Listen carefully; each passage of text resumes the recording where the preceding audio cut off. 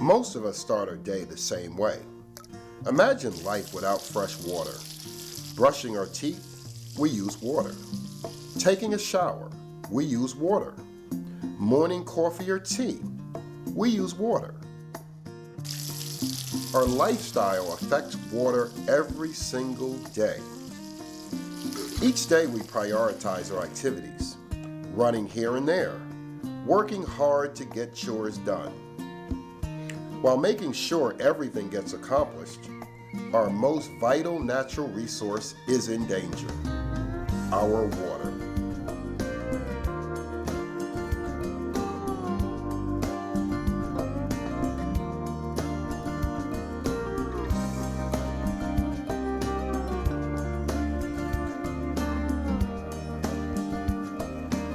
Here in Western New York, we have the world's largest source of fresh water on our doorstep, the Great Lakes. These lakes hold 20% of the Earth's supply of fresh water, and we have not one, but two Great Lakes, Erie and Ontario. There are miles and miles of shoreline to enjoy, year-round world-class fishing, beautiful sandy beaches for swimming and recreation, and enough open water for all the boats in the state to drop anchor. In our own neighborhoods, there are hundreds of creeks, rivers, and smaller lakes that drain into the Great Lakes system. We all have a vested interest in protecting our water resources.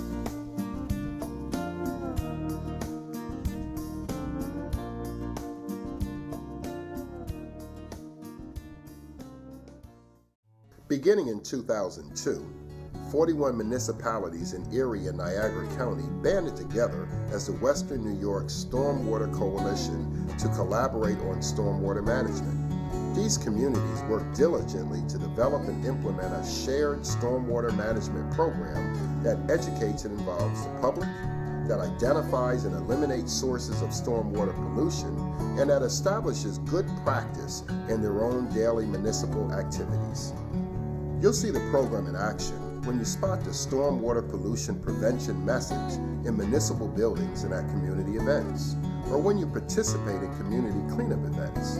You'll also see municipal workers inspecting storm sewers for evidence of illegal dumping, visiting construction sites and sweeping your streets. Whether you're at work, play, or rest, the Western New York Stormwater Coalition is working to protect your water resources.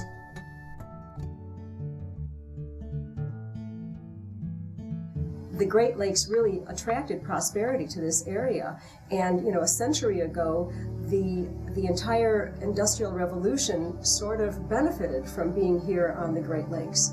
Over the years, as we lost industry, we shifted and the economy shifted. But we have the opportunity now to really bring back a vibrant economy based on fresh water. Where other areas have a problem with getting the fresh water, we have it right here. And this is really our ability to renew ourselves and draw attention back to the Western New York area and make ourselves the wonderful urban population and urban magnet that we were 100 years ago. These municipalities have come together and as a result are able to share resources, share ideas, and come up with solutions in a more efficient manner. In Western New York, the harmful effects of polluted runoff are a growing concern. The biggest water quality problem in our nation today is polluted runoff. All water east of the Continental Divide flows into the Atlantic Ocean, and all water west flows into the Pacific. Each drop of water crosses many watersheds along the way. As runoff flows through rivers, storm drains, and streams, the water picks up trash, dirt, bacteria, toxic chemicals, and fertilizers, creating a soup of pollutants that is extremely hazardous to the environment. Some of the consequences of polluted runoff exist right here in Western New York. Can you define a watershed? A watershed is an area on the landscape where all the water that falls on the landscape or flows through the landscape all drains to the same point: a river, a lake, a pond, a stream. Can you tell me about the history of the water quality in Erie County? Erie County has a history of some very severe water quality problems, dating back to the industrial age in Western New York, when the waters were clearly too polluted to swim in. The fish died out in all the rivers and streams, especially near Lake Erie. Buffalo River caught on fire due to contaminations. And although we're making progress in many ways, we still have concerns about water quality. And Jerry, maybe this is a good time to talk about some of the things that happened along the way with respect to regulations. Yeah, as John said, in 1972, the federal government enacted the Clean Water Act. It did a real nice job as far as improving industrial wastewater sources and cleaning those up. A lot of money was spent on upgrading municipal wastewater plants to pretty much resolve that problem. However, we still have issues that occur with stormwater runoff. And because of that, in the early 1990s, the federal government also required the states to institute what we refer to as a stormwater permitting system. And that stormwater permitting system is still a work in progress, and there still is a lot of work that needs to be done to prevent problems being caused by stormwater runoff. When it rains, the whole residue of urban living ends up getting washed into our storm drain system and ends up going straight into our bodies of fresh water. Well, weather, and in particular heavy rainfall, is one of the main forcing functions in stormwater pollution. On any given day, Mother Nature can be really nice to us and produce a nice gentle rainfall. That rain falls on the lawns and in our gardens and waters our plants and is absorbed nicely. It filters through our soils and is cleansed from its toxins, gets into the water table, and it eventually flows out into our rivers and streams. And all is well with the world. But Mother Nature doesn't always cooperate with us, and very often in the summertime we'll get localized heavy thunderstorms. And that heavy rainfall comes down at such a rate that it can't be absorbed into our lawns and into the soil. And essentially what happens is it runs off immediately into our rivers and streams. There are a lot of things people can do to prevent stormwater pollution. Polluted runoff is what we use to describe water that's contaminated, generally by human impacts. And those could be industrial, or wastewater, or urban and suburban runoff from parking lots and streets and lawns, or agricultural as well. What role does the Erie County Public Health Lab play in water safety? Public health laboratories across the United States, including the Public Health Laboratory here in Erie County, play a support role in terms of general public health practices. Public health as a whole has strategies that are designed to prevent populations at large, our communities, from coming in contact with contaminants, with pollutants, from infectious diseases. And it's the laboratory that provides data in order for public health strategies to be based on evidence. If we have evidence, if we have data that are generated by our laboratories, then we have better ways by which we can employ those prevention strategies. We have a very active program at our local health department throughout the western part of New York State and other parts of New York State, whereby residents who own property that have septic systems on them are encouraged to assure that they're kept up to par, that the standards are being met, and that we don't have septic systems that are failing. If the septic system tends to be old, we make recommendations that people replace those systems so that they don't contribute to the groundwater contamination that's taking place. In addition to improperly functioning septic systems, bacteria from pet waste can also contaminate stormwater. That's why it's important to clean up after your pets and properly dispose of their waste. There are other sources of stormwater pollution that we can prevent too. Automotive fluids are harmful to fish and wildlife.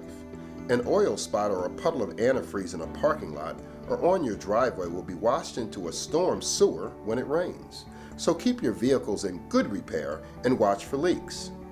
Used motor oil and waste antifreeze should be disposed of properly, never dumped in a storm sewer. Lawn and garden fertilizers will increase nutrient levels in water bodies if they are washed into storm and sewer systems. Algae and aquatic weeds will overgrow, choke our waterways, and deplete oxygen. Check the weather forecast before you apply chemicals to your lawn and garden. Be careful to spray only the vegetation. Avoid sidewalks, driveways, and other impervious surfaces.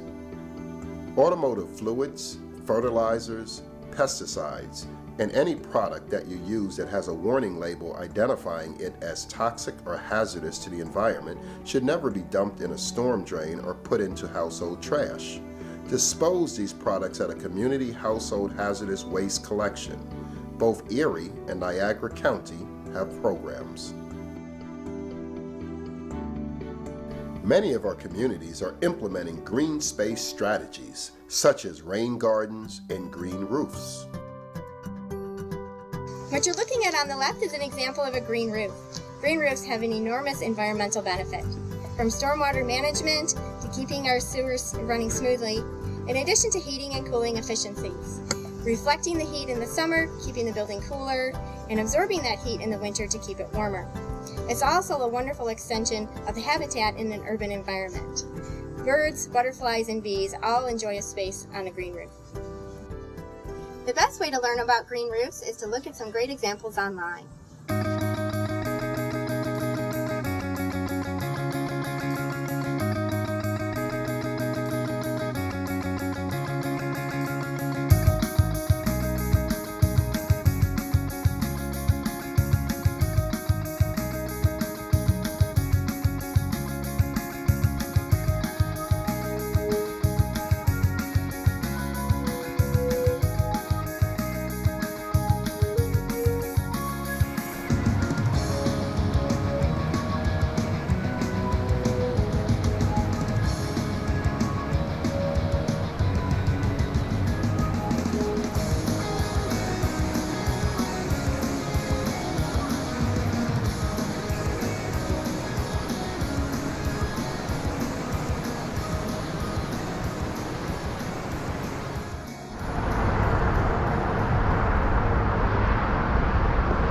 We're really lucky to live in this beautiful Great Lakes city on Buffalo, Niagara, and a lot of us don't realize it here, but we're the ones that are responsible for keeping it clean and healthy for generations to come. There is so much that we can do as everyday citizens to really take care of our waterways, and it's very simple stuff that we can do at home. Take a look at your downspouts and make sure that they're not going into your sewer system. You can take those gutters and run them into a rain garden or a rain barrel where you can use that water to create beautiful gardens or wash your car. You can take your car to the car wash and make sure that instead of letting all of that water run off your driveway, you either wash your car on the lawn or go to one of the commercial places where it can actually get treated and make sure that the pollution doesn't run into our local waterways. If you're going to use lawn fertilizers, you don't have to use the whole bag. A lot of us get really excited. You just follow the directions, it'll be fine, and you can send all of the extra stuff to a community household hazardous waste day so that those pollution sources don't wind up in our local waterways. This is our home. This is the place that we live. And it's up to each of us to really take care of these waterways for generations to come.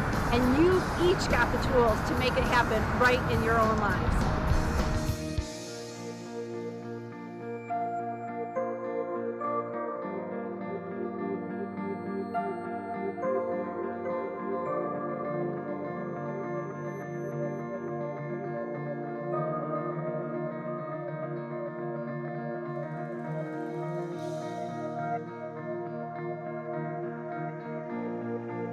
We all live in a watershed. We all have an impact on our environment, and we must all play a role in the protection and the restoration of our valuable water resources.